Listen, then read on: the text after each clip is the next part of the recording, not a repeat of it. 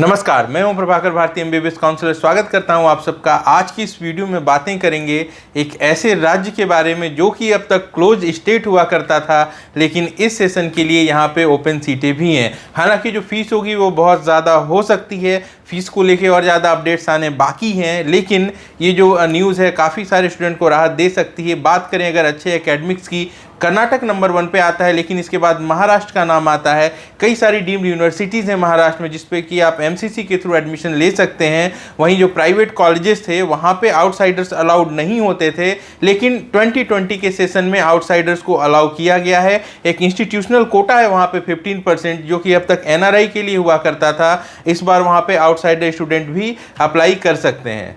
Maharashtra state की counselling शुरू हो चुकी है। ऑनलाइन रजिस्ट्रेशंस आज से शुरू होके, यानी कि 5 नवंबर से शुरू होके 12 नवंबर तक चलेंगे। 13 नवंबर को वहाँ पे मेरिट लिस्ट आएगी। चॉइस फिलिंग 6 नवंबर से लेके 13 नवंबर तक कर सकते हैं। रिजल्ट जो है वो 15 नवंबर को पब्लिश किया जाएगा और जो लास्ट डेट ऑफ ज्वाइनिंग है वो 28 नवंबर होगी। तो ये पहली बार ऐसा हो रहा है जब दूसरे राज्य के छात्रों को प्राइवेट कॉलेज में सीटें दी गई हैं। एक बात यहाँ पे ध्यान रखेंगे कि जो 15% का इंस्टीट्यूशनल कोटा बनाया गया है, यहाँ पे जो पहली प्रेफरेंस है वो एनआरआई कोटे को दी जाएगी। उसके बाद जो सीटें बचेंगी वो ओएमएस एक कैटेगरी है आउटसाइड महाराष्ट्र स्टूडेंट की, वहाँ पे आप अप्लाई कर सकते हैं। दूसरे राज्य से बिलोंग करते हैं तो फिर उन लोगों को एनआरआई के बाद में प्रेफरेंसेस मिलेंगे। तो एक बात खास ये है कि एनआरआई कोटे की जो फीस है वही फीस अप्लीकेबल होगी ओएमएस कैटेगरी पर। एनआरआई कोटे की ज़्यादातर सीटें खाली रह जाती थीं, ऐसे में इन सीटों को ओपन कर दिया गया है आउटसाइड महाराष्ट्र कैंडिडेट्स के लिए।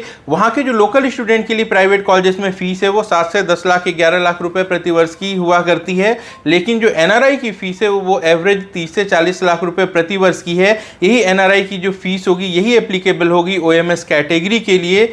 जो एनआरआई की सीट्स हैं वो ज़्यादातर वैकेंट रह जाती थी, तो ऐसे में आउटसाइड की स्टूडेंट को इन पे एडमिशन का मौका दिया गया है। मॉपअप राउंड के बाद भी ये सीटें जब खाली रहेंगी तो हो सकता है यहाँ पे भी फीस में नेगोशिएशंस होंगे, और ये जो ईयरली बजट है 30 to 40 लाख पर ईयर का, ये नेगोशिएट होकर कम स्कोर पर मिलेगा। लेकिन इसके लिए ज़रूरी है कि आप काउंसिलिंग में एलिजिबल बने रहें, तो आपको काउंसिलिंग में रजिस्ट्रेशन कर लेना है। रजिस्ट्रेशन करते समय आपको कैटेगरी सेलेक्ट करनी है कि आप एनआरआई नहीं है, और इसके साथ साथ आपको ये भी सिलेक्ट करना है कि आप ओएमएस कैटेगरी से बिलोंग करते हैं। ऐसा करके आप एप्लीकेशन वहाँ पे अप्लाई कर पाएंगे और काउंसलिंग प्रक्रिया में भाग ले पाएंगे। जो एमबीबीएस और बीडीएस है, इसके अलावा अदर कोर्सेज जो हैं जैसे आयुष के कोर्सेज हैं या फिर बीएससी नर्सिंग है, इन सभी कोर्सेज के लिए भी 15% का इंस्टीट्यूशनल कोटा है वो ओपन कर दिया गया है। और खास बात यह है कि इन 15% सीटों पर आप सीधे कॉलेज से संपर्क करके इन अदर कोर्सेज के लिए एडमिशन की बात कर सकते हैं या फिर एडमिशन ले सकते हैं। तो ये एक बहुत बड़ा बदलाव देखने को मिला है महाराष्ट्र की काउंसलिंग में।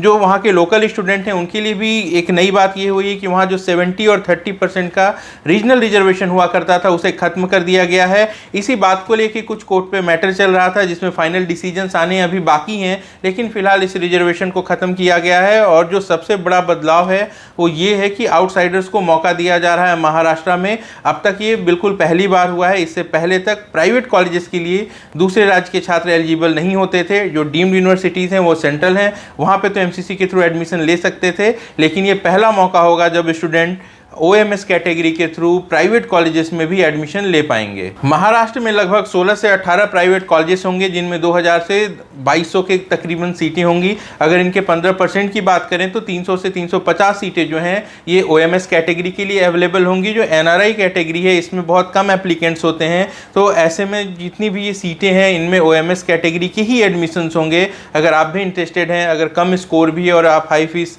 अफोर्ड कर सकते हैं, तो एक बहुत अच्छा मौका है। कुछ बेहतरीन कॉलेजेस हैं वहाँ, प्राइवेट कॉलेजेस हैं महाराष्ट्र में जिनके लिए आप एलिजिबल होंगे। और ज़्यादा जो जानकारी है और जो सीट मैट्रिक्स है और जो एग्जैक्ट फीस है इसकी जानकारी आपको मैं अगले वीडियो में दे दूंगा। आप बने रहें हमारे साथ। वीडियो पसंद आए तो इसे लाइक करना न भूलें, नए हैं तो सब्सक्राइब ज़रूर कर लें। अपना और अपनों का अच्छे से ख्याल रखें। जल्द मिलता हूँ नई वीडियो में। नमस्कार, जय हिंद।